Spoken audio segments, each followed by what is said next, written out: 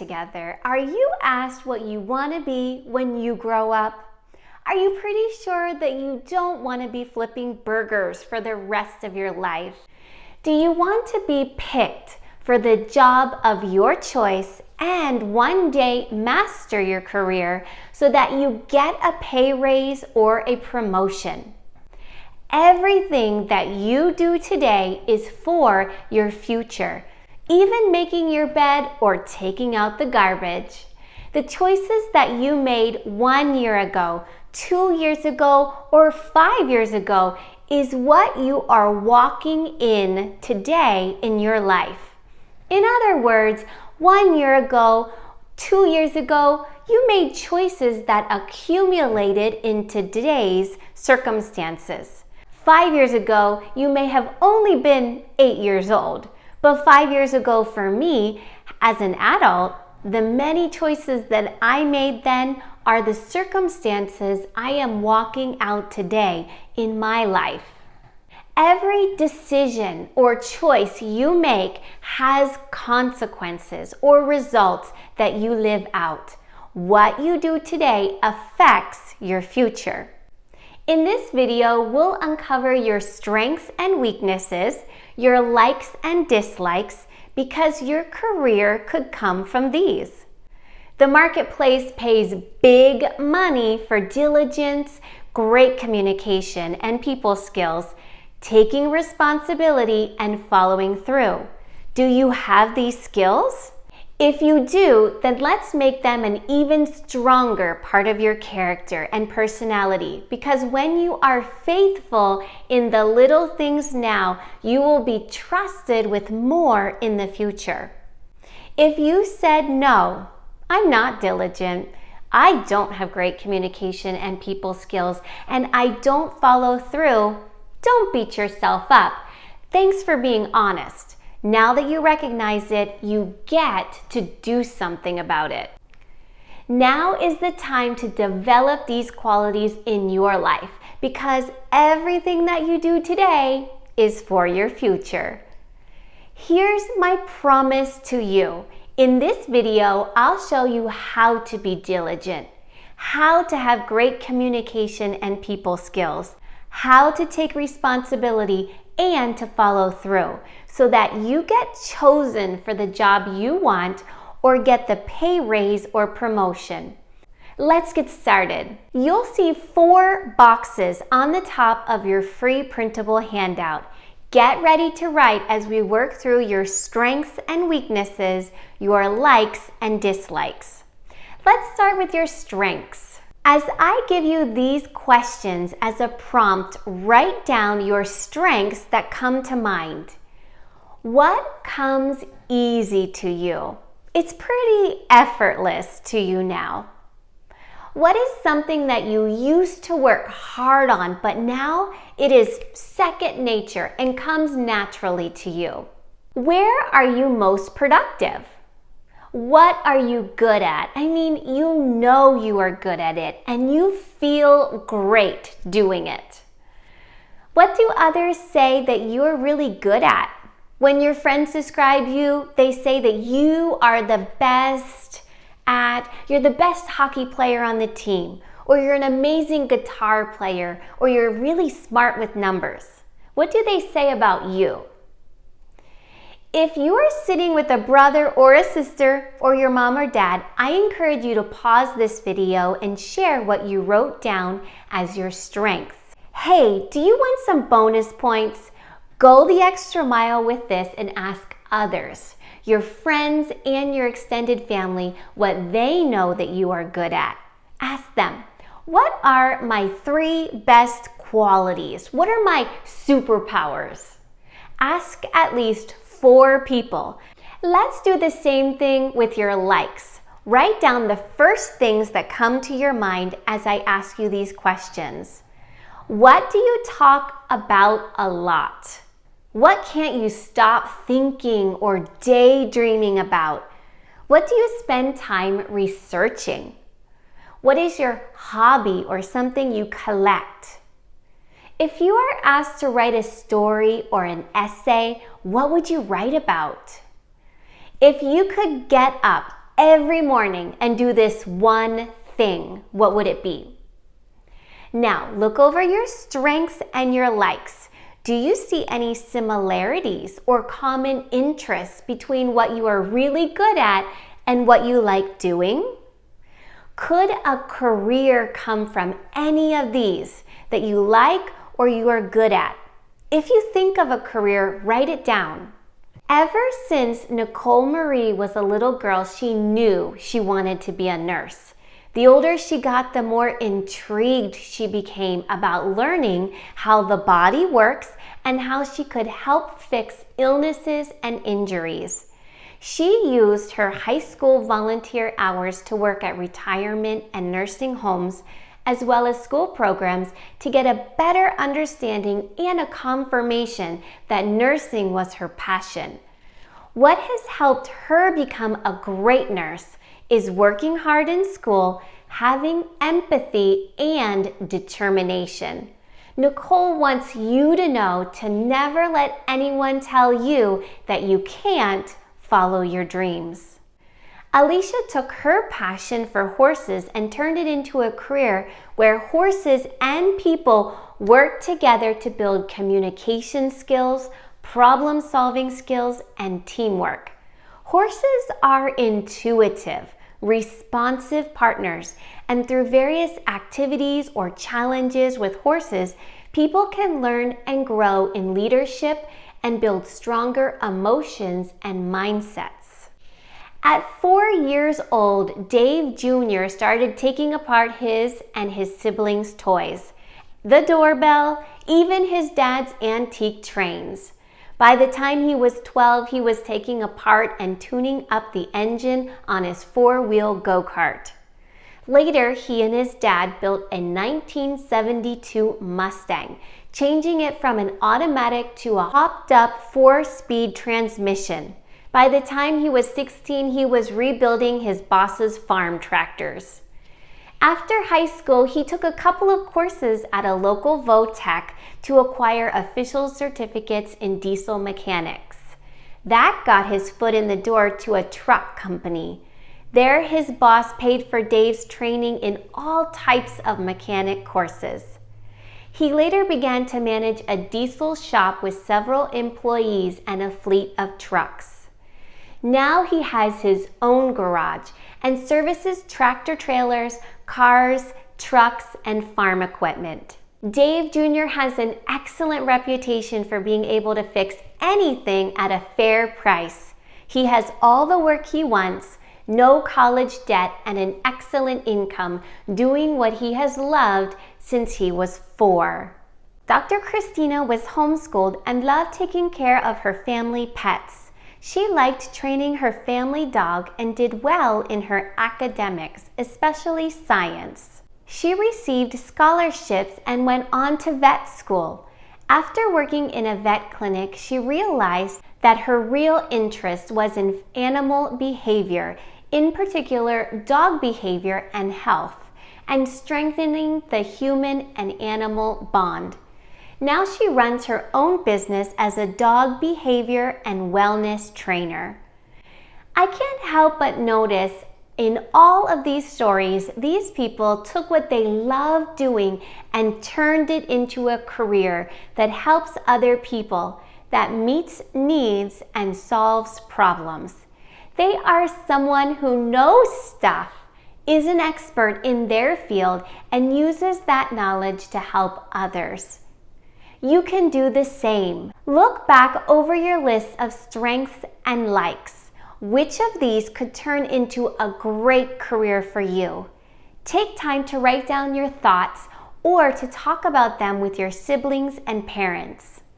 Now let's talk about weaknesses. No one likes their weaknesses pointed out. But if you don't acknowledge them, there's no way to grow and to improve. So in the box titled Weaknesses, write down any weaknesses you are aware of in your life. What do you wish you were better at? What comes hard for you? What about your dislikes? What don't you want to do or don't like to do? In fact, your mom nags you until you do it. Maybe you have tried something before and said, "Oh, I don't ever want to do that again." Write it on your dislikes list. Pause this video and share with someone what you wrote down as your weaknesses and dislikes. I encourage you that as you share and listen to each other's weaknesses or dislikes, that you don't comment. Don't say, "Oh, you are bad at that. You never want to clean your room." No. Just smile, lean in, nod your head, and them. Trust me, you'll hear why in just a moment. Could a career come from any of the things that you are weak at or even dislike now? If you think of one, write it down. If you worked at any of the things that you wrote down on your weakness box, could you get better at them? Could your preferences change and you begin to like something that is written in your dislike box? I mean, I used to not like eating tomatoes growing up, but now I do. I love eating cherry tomatoes while I water my garden. Remember that if you have to work hard at something, whether you like it or not, that's okay. It's not a bad thing to work hard. Wait, did I actually say that? It's not a bad thing to work hard? I did. There is a reward in working and seeing yourself push through and conquer something that was once hard. We'll talk about that more later. I encourage you to think through the question of, could a career come from any of the things that are strengths or even weaknesses, likes or dislikes? Ask your parents what they think and keep your eyes open to people you know or may come to know who are in any of the possible careers you wrote down, even if they are in a career that you'd never want to have. Ask them about their job. What do they like? What don't they like? If they could change one thing about their job, what would they want to change? Is their career something they always wanted to do, or did they fall into that position or role? Did they ever make a career change? When you take time to listen to other people's stories and ask them questions, you can learn so much about career options and what it's like doing that same career every day. Get curious and ask questions. Remember Nurse Nicole, who volunteered in retirement and nursing homes to make sure that she wanted to be a nurse? Volunteering your time helps you learn about other careers and to experience them firsthand. So work to learn. You may decide on a career, go to university or not, and work in that career for the rest of your life. And every day you get up and you do it all over again because it is such a love and joy for you. You may do something for a little while and then say, "Well, that was great, but," and change your mind and go on to work in a completely different career. That's okay too. That's the case for Alicia. She loved helping people and did social work for years until she became burnt out. In her 30s, she left her work and found that she had a passion for fitness. She became a fitness instructor and now owns a Rebound fitness studio. Now, let's talk about the character qualities you can develop today that will set you apart from the rest of your peers and job applicants. The marketplace pays big money for diligence, great communication and people skills, taking responsibility and following through. Do you have these 4 skills? Diligence is number 1. Diligence is not giving up. It's going the extra mile. Between my first and second year of university, my twin sister and I got a job in the laundry room of a nursing home. Our job was to pull a large laundry cart through all of the hallways and floors of the nursing home, collecting the soiled sheets, gowns, bed mats, and adult diapers of the patients. The laundry cart could weigh up to 2,000 pounds of soiled cloths. Now you're thinking, ooh, gross. And it was gross because we pulled that cart around into the elevator, down the basement, weighed the cart on a big scale, and emptied all of the laundry bags out onto the floor, and then proceeded to sort the sheets, the bed mats, the gowns, and the adult diapers. And then we filled the washing machines and then the dryers, and then folded them up nice and clean and carted them back upstairs to be used again. Even though it was gross, my sister and I worked with diligence. We gave that job everything we had, and we made it a fun game to smile and wave and say hi to the patients and nurses as we walked by. It doesn't matter what your task is at home now, like emptying the dishwasher, doing your own laundry, cleaning out all of that stuff hidden underneath your bed. Do each task with diligence. Go the extra mile. That means taking the garbage all the way out to the bin in the garage. That means unloading the whole dishwasher and all the pots and pans that were hand washed. Ask your mom, hey mom, do you need any help? Hey dad, is there anything I can do for you? See a need and lend a helping hand even before you are asked. If you are willing to do that now, someday you won't hesitate to say, boss, is there anything I can do for you? Anything to lighten your load? You'll treat your workplace as if it were your own, not a place that you check in, do your time, and check out. Diligence is showing up on time for work, being ready to work even if you feel tired. Diligence is leaving your bad morning or bad day at the door when you step into work or your music lessons or your hockey practice. You put on a spirit of excellence and focus and get to work solving problems, not being a problem. It's not fair for your teacher, your coach, or your boss to pay for your bad day. Diligence is staying later if the job isn't finished yet and it can't wait until tomorrow. Or maybe a coworker needs an extra hand. Diligence is staying off of your phone until break time. Diligence is doing your best work, not just enough to get by. Just doing my job is not diligence. Put in more effort than what is expected. When you are so used to looking for a need and lending a helping hand without being asked, someday you will automatically look for ways to improve your workplace or your business or the life of someone else. My dad is legally blind. His vision slowly closed in on him when I was born until it was that I only knew him as blind.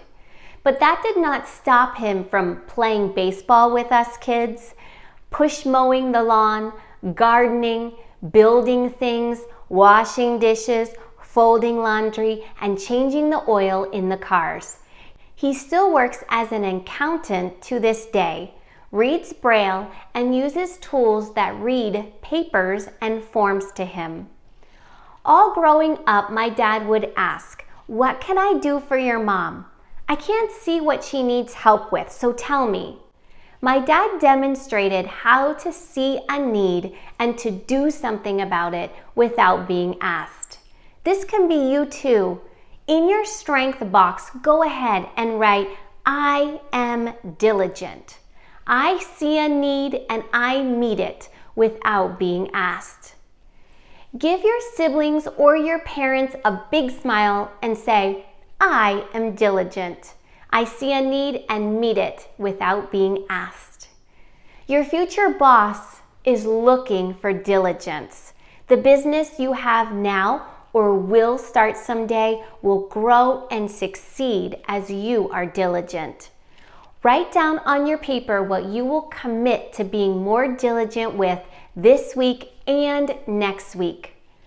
Write down how you will lend a helping hand around your house this week.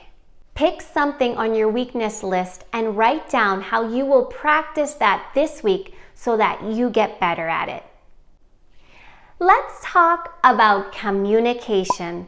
Great communication is number 2 skill to develop now in your life. Tell me, have you ever been in a situation where you misunderstood a friend or your parents? They said something and you took it the wrong way, or you said something and they heard it completely different. Great communication is important. How can you develop great communication? Listen well. Let others talk. Be a chatterbox when you are invited to be one. Ask questions. You look good when you ask questions. Sometimes I say, wow, I find that to be so interesting, but I want to understand it better. Can you explain that to me again as if I'm in 3rd grade? If everyone else is afraid to ask questions and you do the opposite, you ask the questions, you stand out like a shining light and get picked for the job or promotion because it shows that you are curious, teachable, and ready to grow. Say, let me make sure I understand, and then repeat what they said. I should, and then whatever it is. Sometimes we drift off when someone else is talking. We lose focus. So say, I'm sorry, Mom. I was following you until you said something about, and then I lost focus. Would you be willing to repeat those directions? Isn't it better to say that than to have your mom expecting you to do the whole job and you only did half of it, and then she comes back to you and says, how come you didn't do the whole job? Great communication believes the best about someone and reaches out first to clear up any miscommunication. It says, I could be totally wrong about this, but I thought I heard you say, and is this right or did I mishear? Great communication does not make the excuse that you can't remember other people's names. Make up a funny picture in your head about the person and their name, or associate their name with a cousin who has the same name, or repeat their name several times in your conversation or write it down after meeting them. People love to hear their name spoken, so go the extra mile and honor them by remembering their name. Great communication is not gossip. You show maturity and leadership when you do not allow gossip and talking about others behind their back, on your team, in your youth group, or on your work shift. Talk good about your mom and dad, your teacher, your coach, and your boss. Spread goodwill and camaraderie among your family and coworkers. Great people skills mean you look the other person in the eyes when they are talking. Looking them in the eyes makes them feel seen, like they are important to you. Everyone wants to feel seen and accepted. I know it's happened to you before when you are trying to talk to someone and they don't even look at you. Are they even listening? You make them feel seen and accepted by looking them in the eyes and smiling. Nod your head as they talk, even if you totally don't agree. It's not about you. Say to your neighbor, it's not about me. In this moment of them talking to you, it's about them and what they have to say. Even if you don't agree, you are honoring them by listening. You look them in the eyes, smile, nod your head, lean in, and remember to say their name and them. Just listen and ooh, ah. Practice that right now with your sibling. Look each other in the eyes, smile, nod your head, lean in and say, ooh, ah. When you just listen and just ooh, them instead of jumping in with what you want to say. You help them feel seen and heard. Did you know that you can communicate well to your teacher, your coach, your boss, even your pastor on a Sunday morning at church?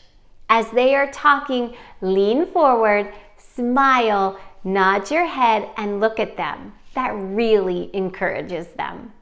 Say, I am a great communicator. I honor others by listening well. All right, we're at number 3. Taking responsibility for your actions is a skill that you can develop now in your life. See these hands? Show me your hands. See this mouth? Point to your mouth. Tug on your ears and stomp your feet. What you do, what you say, what you hear, and where you go is your responsibility, and you own up to it. Don't make excuses. When you make a mistake, it's your mistake. Taking responsibility says, I'm sorry, my mistake. Thank you for pointing that out to me. I'll make it right. Taking responsibility says, I don't know how to do this yet, but I'm willing to learn. A millionaire mentor of mine shared the story of how she was 18 and had a job at a curtain and window blind company. She was sent to measure a houseboat for blinds. She stepped into the houseboat not pretending like she knew it all. No, she said, this is the first time I measured houseboat windows for blinds. The owner said, no problem, hand me that tape measure, and measured all the windows with her because she was willing to humble herself and admit that she didn't know how to measure houseboat windows. Be teachable, always learning. Remember Dr. Christina, the dog trainer? When I asked her what has helped her to be successful in her business, she said always learning and staying open-minded about what she was learning, even in high school and university. She would often ask herself, reflect on what she was learning, and ask, what makes me so interested in this topic? What do I like about this so much? In any career that you choose one day, continuing education is a big part of it. So stay teachable and keep learning. Look to your sibling or to your mom and dad and say, I am teachable. I am always learning, and I take responsibility for my actions. All right, here we are at number 4. Following through on what you promise is a skill to develop now in your life. How important is it to you that someone follows through on a promise they make to you? Then are you diligent in following through in what you promise you will do? Following through is meeting deadlines and returning phone calls or emails or text messages. It is updating your mom, your teacher, or your boss on your progress, even before they have a chance to wonder how things are going. That's initiative. If you think that you may be late in a meeting or a deadline or finishing a project, following through means that you approach your teacher or your boss and you tell them ahead of schedule, not the same day it's due. Following through is checking in on a friend who is sick. How are they feeling? Do they need anything? Following through is writing a thank you note. Following through means that if you are given a checklist or a grading rubric for an essay you need to write or a science lab you need to complete, that you check back over the rubric and make sure that you have included everything that is being asked of you. Following through is doing the job completely, thoroughly, and then reporting back to your mom or dad or to your boss to say, the job is complete. Here's how it turned out. What do you think? Are you satisfied? Is there anything else you need me to do? If you have that kind of follow-through character, you are hired, hands down. Every mom, dad, employer and potential client, if you have a business, is looking for that kind of follow-through. Now you know it by now. Look to your neighbor and say, I follow through. And then write down on your paper 1 or 2 things that you need to follow through with this week in your schoolwork, in your sports team that you're a part of, at your job, or at home. Wow, we have learned some great things together. Now, let's take this insight and turn it into action. Your mission, should you choose to accept it, is to draw a line in the sand and decide, I will be diligent. I will work on my communication and people skills until they are great. I will take responsibility for my actions and will follow through until these character skills become who I am. No one grows, nothing changes unless you are willing to draw a line in the sand and take action on what you learn. Look, I know it takes diligence and commitment to get better at your weaknesses, to become stronger in the things you already like to do, and to grow in your communication. It takes humility to admit when you made a mistake and then to make it right. That's maturity. It is a choice to be diligent and to do the task well each time you unload the dishwasher or wash your laundry or take out the garbage. But that's the kind of person you are. It's the kind of person you are growing to become. Remember, everything that you do today is for your future. As you are faithful in the little things, you will be trusted with more. I can just imagine how you will get chosen for the job you want, or get the pay raise or the promotion you deserve. I can envision your business succeeding because of the work that you are doing today to develop your strengths and to improve on your weaknesses and to grow in these 4 areas of character. I am so proud of you.